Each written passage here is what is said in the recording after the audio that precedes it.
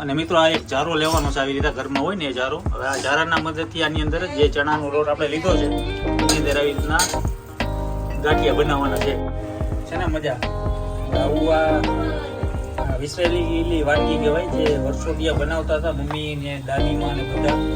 તો મિત્રો તમે જે જોઈ રહ્યા છો આ હાથના પાડેલા ગાંઠિયાનું શાક આવી રીતના બનતું હોય છે. જે મેઇન ચેનલ હતી કમલેશ મોદી ફૂડીમાં તમે આ વિડીયો મૂકેલો હતો અને લોકોનો બહુ રિસ્પોન્સ સારો એવો હતો. ત્યારે તો આટલી બધી ચેનલો પણ નહોતી, જ્યારે એ સમયમાં અમે કોરોનાની પહેલાં જ્યારે હાથના પડેલા ગાંઠિયાનું શાક બનાવ્યું હતું. અને આજે વરી પાછું આજે આપણે બનાવીએ છીએ. રેસીપી પૂરેપૂરી જોજો અને સ્કીપ કર્યા વગરનો વિડીયો તમે જોજો, મજા આવશે. લાઈક કરો અને સબસ્ક્રાઇબ કરો.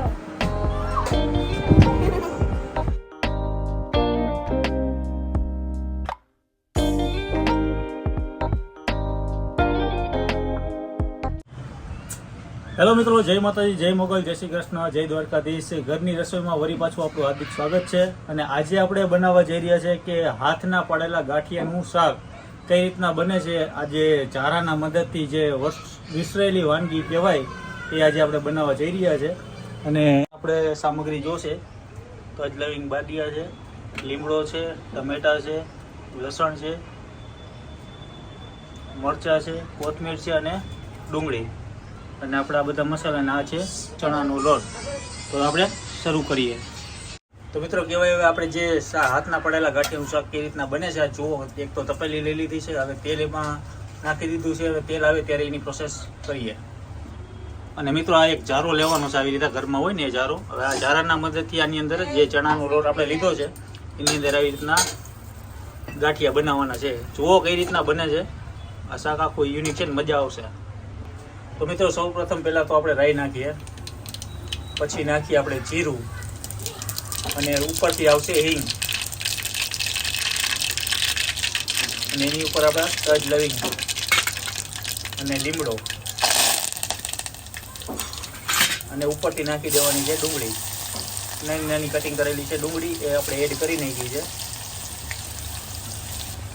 ડુંગળી નાખ્યા બાદ હવે આપણે જે ડુંગળીને સાતરવા દેવાની છે થોડી વાર સુધી. ડુંગળી સતરાઈ જાય તે પછી ટમેટા નાખ્યા બાદ હવે નાખવાનું છે લસણ નાખ્યા બાદ હવે નાખીએ આપણે કટિંગ કરેલા મરચા. ત્યારબાદ હવે કરી નાખીએ આપણે બધા જે આપણે ટમેટા, ડુંગળી, બધું મરચાં ને બધું નાખ્યું છે એ હવે એડ કરીને મિક્સ કરી દઈએ.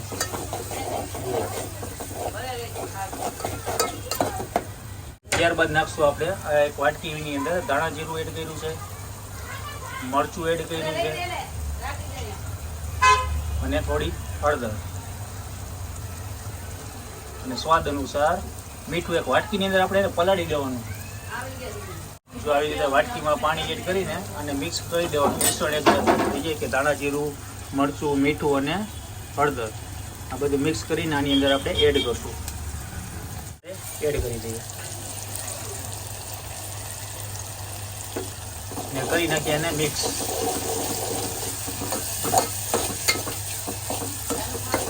આ બધું મિશ્રણ કર્યા બાદ હવે આપણે નાખશું ઉપરથી ગરમ મસાલો, જે બાદશાહ કિંગ હોય જે આપણે યુઝ કરતા હોય ઘરમાં, ગરમ મસાલો એ નાખી દેવાનો અને સાતરવા દઈએ.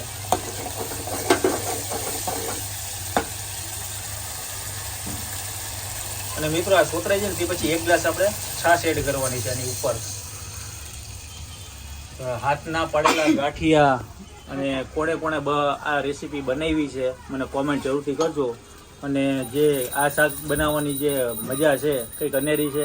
અને ઘરે તમે આવી રીતના શાક બનાવજો, ખરેખર આંગળા ચાટતા રહી જશો. અને શાકની બનાવવાની આખી થિયરી છે ને એ આખી અલગ છે. તો જોતા રહ્યો કઈ રીતના બને છે. હાથના જે ગાંઠિયા પાડવાના બાકી છે, ગાંઠિયાની આખી રીતે ને ચારાના મદદથી ગાંઠિયા પડશે તો એ જોવાની મજા કંઈક અલગ છે. મિત્રો આપણે લીધો તો ચણાનો લોટ વાટકીની અંદર, એની અંદર ઉપર આપણે નાખીએ મીઠું, પછી નાખશું હળદર અને થોડું ઉપરથી પાણી એડ કરીને હવે આ બધું આને લોટ બાંધીને આપણે એ રીતના બાંધી દેવાનું. એકદમ પતલું કરવાનું ને કે મીડિયમ સાઈઝનો લોટ બાંધવાનો છે જેથી કરીને ગાંઠિયા આપણા પડે. ને આને હાથના પડેલા ગાંઠિયાનું શાક કહી શકાય. અને તમે જોજો ગાંઠિયા કઈ રીતના પડે છે જારાના મદદથી.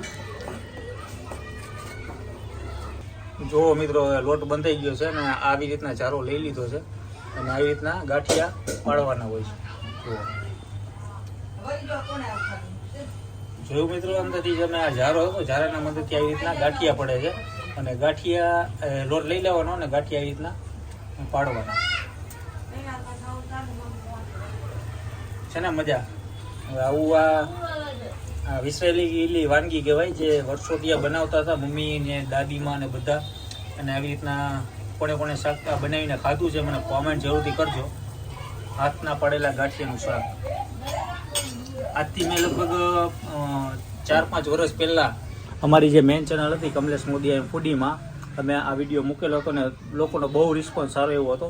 ત્યારે તો આટલી બધી ચેનલો પણ નહોતી. જ્યારે એ સમયમાં અમે કોરોનાની પહેલાં જ્યારે હાથના પડેલા ગાંઠિયાનું શાક બનાવ્યું હતું અને આજે વરી પાછું આજે આપણે બનાવીએ છીએ. જો આવી રીતના બનાવતું રહેવાનું અને ગાંઠિયા પાડતું રહેવાનું.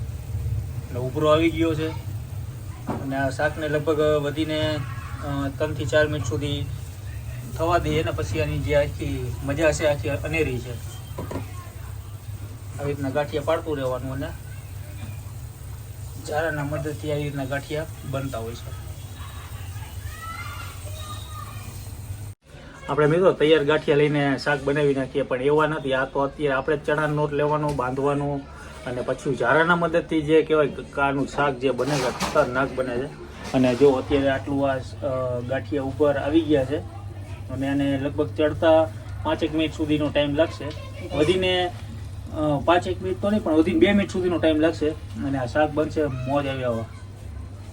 તો તમે પણ મિત્રો ટ્રાય કરજો. અને થોડુંક ને પ્રોસેસ આની વધારે છે ને ફટાફટ બની જશે પણ મજા આવશે. ખાવાની મજા કંઈક અલગ છે. તો મિત્રો તમે જે જોઈ રહ્યા છો આ હાથના પડેલા ગાંઠિયાનું શાક આવી રીતના બનતું હોય છે. આને લગભગ આપણે ને 1-2 મિનિટ સુધી પાકવા દઈએ એટલે આપણું શાક આ થઈ જશે રેડી એકદમ.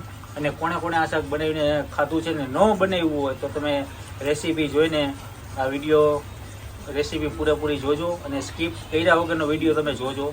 મજા આવશે. અને ટેસ્ટ કરીને કહેજો, મને કોમેન્ટ કરજો કે ભાઈ શાક અમે બનાવ્યું હતું રાજભાઈ, ખરેખર અમને આનંદ આવ્યો.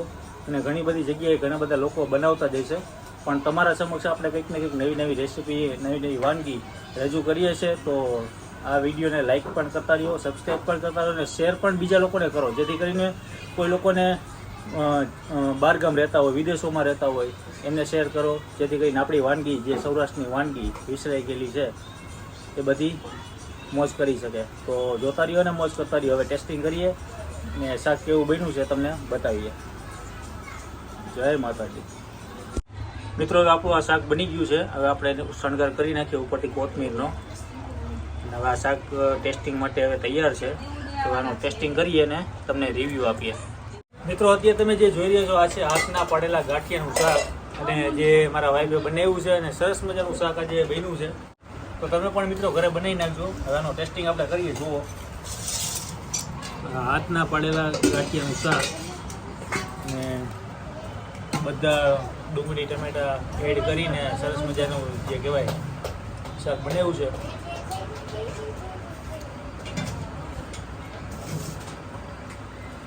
ખરેખર આમ મોજ આવી ગઈ.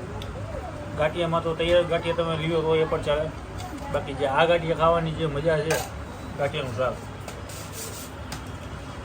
કારણ કે જે જારામાં ગાંઠિયા પડ્યા અને લાઈવ ગાંઠિયાનું શાક આજે આપણે બનાવ્યું છે અને કાઠિયાવાડી સ્ટાઇલમાં. અમે તો જ્યારે પણ કંઈક ખાવાનું મન થાય ત્યારે આવી રીતના બનાવી નાખવાનું. છાશ સેટ કરીને મસ્ત બનાવ્યું છે. સાથે ઠંડી ચા.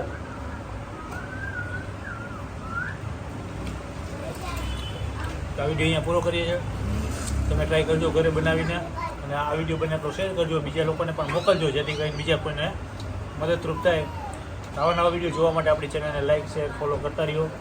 જય માતાજી, જય શ્રી કૃષ્ણ, જય દ્વારકાધીશ. હવે હું જમી લઉં.